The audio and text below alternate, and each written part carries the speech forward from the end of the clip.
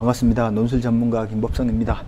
논술 천재 워크북 요약 네 번째 강의 시작하도록 하겠습니다. 자, 바로 문제를 보도록 하죠. 요약 문제는 여러분들이 텍스트의 논리를 얼마나 일관성 있게 잘 찾아내는가를 요구하는 문제다라고 생각을 하시면 되겠습니다. 그래서 글을 읽어가는 과정에서 이 글이 무엇에 대해서 논의하고 있지? 논의하는 대상, 문제가 되는 대상, 이 글의 필자가 문제 삼고 있는 것이 무엇인지를 명확하게 찾는 것이 독해의 첫 번째고요. 그 문제에 대해서 필자는 어떤 판단을 내리고 있는지를 찾는 게 두 번째고요. 그러한 판단을 내린 기준과 이유를 찾는 것이 세 번째다라고 보시면 되겠습니다. 자, 텍스트를 한번 읽어가면서 이야기를 조금 나눠볼게요. 한국전쟁 기간 중에 나는 종군하여 철원에 간 적이 있다.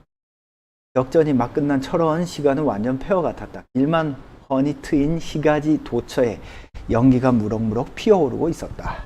길을 따라 걷던 나는 문득 타 죽은 닭을 보았다. 그런데 왠지인지 그 닭은 선 자세로 타 죽어 있었다. 이상하게 여긴 나는 무심코 발로 닭을 건드려 보았다. 그랬더니 그 닭의 날개 밑에서 병아리 몇 마리가 삐약거리며 나왔다. 죽은 어미닭을 버려둔 채 종정거리는 병아리를 보며 나는 코가 시큰해지고 눈물이 핑 돌았다. 저도 닭을 키우는데 실제로 닭의 병아리들을 엄청 잘 챙겨요. 자, 두 번째 단락 보겠습니다. 이 세상의 모든 생명은 유한하다. 억만겁의 흐름 속에서 어렵고 어려운 인연을 얻은 태어난 생명은 그 태어난 영겁과는 너무나도 대조적으로 무상하다. 그러나 알고 보면 이 세상 영겁의 흐름도 결국은 무상으로 연결을 통하는 것이다. 말하자면 영혼과 무상은 서로 별개인 채 대립해서 존재하지 않는다. 실제로 무상하고 영혼이란 그 많은 무상들이 통섭되어 이루어진다. 모든 생명은 유한하다. 그래서 모든 생명은 유한하기 때문에 무상하다. 그렇지만 이제 영원이라고 하는 것의 측면에서 보면 무상들이 서로 통섭되어 있다. 무슨 소리죠? 중요한 어떤 키워드들은 밑줄을 한번 그어볼게요. 생명은 유한하다. 그죠? 그리고 어떤 무상, 그 많은 어떤 무상들은 서로 이렇게 통섭되어 있다. 그래서 무상들이 이어져 영원을 기약한다고 할 때 각각의 무상이 시공간상에 차지하는 기능은 바로 영혼과 맞먹는 절대적인 것으로 보아야 된다. 모든 존재는 무상하기 때문에 그죠? 무상, 뭔가 형태가 항상성이 없다라는 뜻이죠. 항상상자니까 무상들이 이어져 영혼을 기약한다. 이게 뭔 소리죠? 자, 조금 더 읽어보겠습니다. 그래서 영혼이란 무상과 무상의 앞뒤로 빈틈없이 연결되어 이루어지기 때문이다. 우리는 무상과 무상의 전후 연결을 과거와 현재와 미래라는 시간의 지속적 구분에다 결부시킬 수 있을 것이다. 그러니까 영혼이라고 하는 것은 무상과 무상이 앞뒤로 빈틈없이 연결되었을 때 이루어진다라고 이야기를 하네요. 그리고 생식과 생존이라는 실제에서 무상과 무상의 연결은 앞서 태어난 생명으로부터 새로운 생명이 태어나는 생의 연속이므로 생명은 어디까지나 고립된 존재일 수 없다. 따라서 공간적으로 나와 남이 만나는 교섭관계를 고려하지 않을 수 없다. 공간적으로 나와 남이 만나는 교섭관계, 시간적으로 어때요? 공간적으로는 이렇지만 시간적으로는 끊임없이 무상과 무상이 끊임없이 연결되는 것. 자, 그래서 조금 더 읽어보겠습니다. 인간 세상에서 유한한 생명이 무한으로 연결되는 길은 우선 남녀가 결합해서 자녀를 생산함으로써 연결된다. 결국에는 어떤 인간 하나의 개체는 무상한 존재에 불과하지만 인간이 남녀가 만나서 결혼을 하고 그리고 아이를 낳음으로써 이런 무상함을 극복해서 어떤 영원성을 얻게 하는 것으로서 이 사람은 작가는 설명을 하고 있네요. 그죠? 무상과 무상은 시간적 전후 계승에 앞서 공간적인 자타, 나와 남의 어떤 결합을 필요로 한다. 남녀의 결합으로 이룬 부부관계에서 자녀가 태어난다. 자녀는 현재를 미래로 연장하는 역할을 한다. 그죠? 자녀라는 존재로 인해서 현재가 미래로 끊임없이 연결된다라고 보는 거네요. 그죠?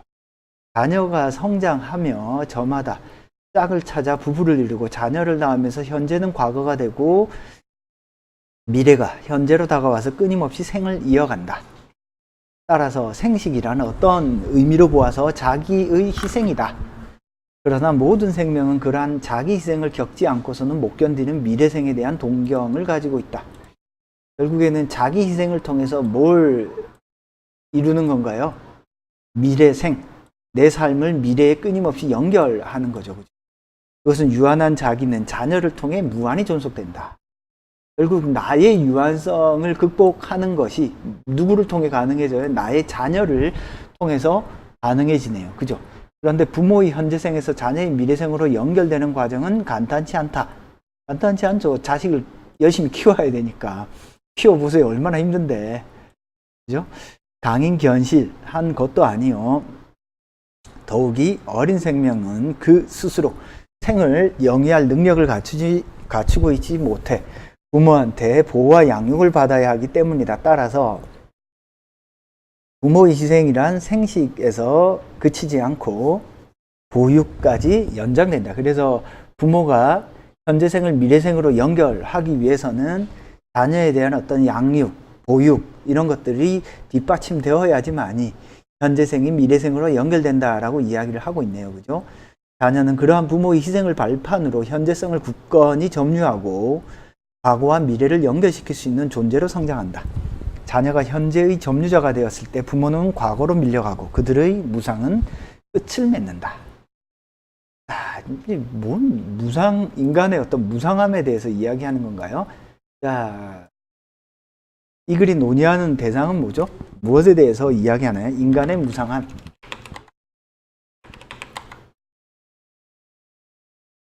인간의 무상함에 대해서 이야기하고 있는 거죠. 인생 무상. 이렇게 보셔도 되겠습니다. 인간의 무상함에 대해서 이야기를 하고 있습니다. 인간 삶이라고 하는 것은 무상하다. 그죠? 그렇지만 실자는 뭘 얘기하고 있나요? 인간 삶은 무한하지만, 인간 삶은 무상하지만 그럼에도 불구하고 극복할 수 있다를 이야기하고 있죠. 그죠?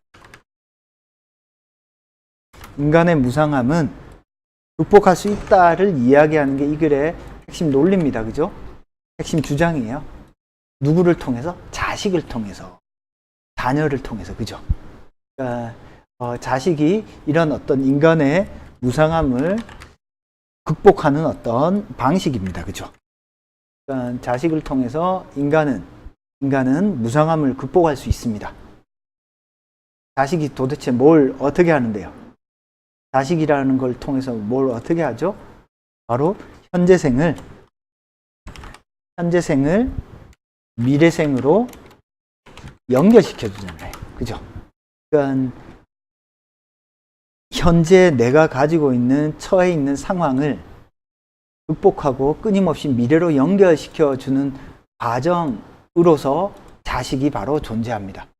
그러니까 인간의 하나의 개체로서는 무상할 수밖에 없어요. 여러분 누구나 다 죽잖아요. 오래 살아도 100살이잖아.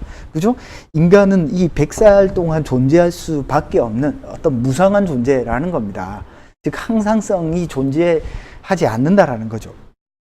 근데 이런 어떤 한계를 무엇을 통해서 극복해요? 자녀를 통해서 극복해요. 근데 자녀는 어떻게 하면 부모의 어떤 이어지는 미래 생으로서 연결시킬 수 있어요? 부모의 희생을 통해서. 그죠? 이 과정에서 바로 부모의 희생, 그죠? 부모의 희생을 통해서 뭘 하죠? 양육, 보육을 하잖아요. 이 과정을 통해서 비로소 양육, 보육을 통해서 비로소 자녀는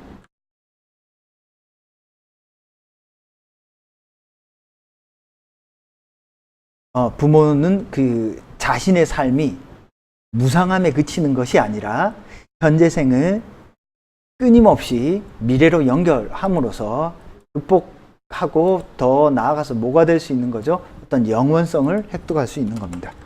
그렇죠?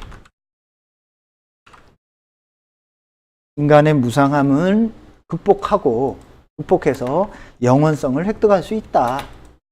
왜냐하면 인간은 시공간적으로 제약되어 있지만 공간적으로 부부와의 연을 통해서 시간적으로 자식을 통해서 현재생을 미래로 연결할 수 있다.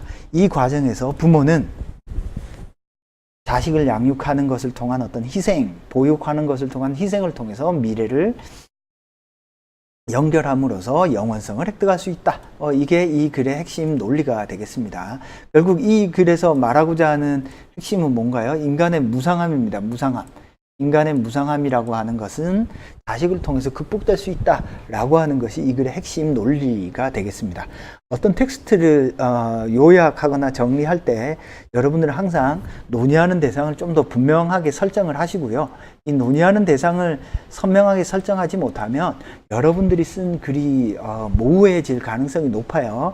그래서 글을 잘 못 쓰는 학생들의 가장 큰 특징은 논의하는 대상을 두루뭉실하게 설정할 때 글이 모호해집니다. 그 다음으로 이 판단은 대부분 잘 찾는데 대부분의 학생들이 이 기준을 잘 못 찾습니다. 기준이 있는지 없는지도 몰라요. 그냥 막 나열하는 글을 쓰는 경우가 아주 많습니다. 이걸 넘어서기 위해서는 논의하는 대상과 어떤 판단을 했으면 그 판단을 한 기준을 분명하게 찾는 습관을 들인다면 좋은 글을 쓸 수 있을 겁니다. 자, 궁금한 사항은 논법닷컴으로 질문 주시고요. 1661-5143으로 전화 주시면 제가 전화를 받습니다. 논술천재 워크북 11번째 강의 요약 4번째 문제 풀어보았습니다. 감사합니다.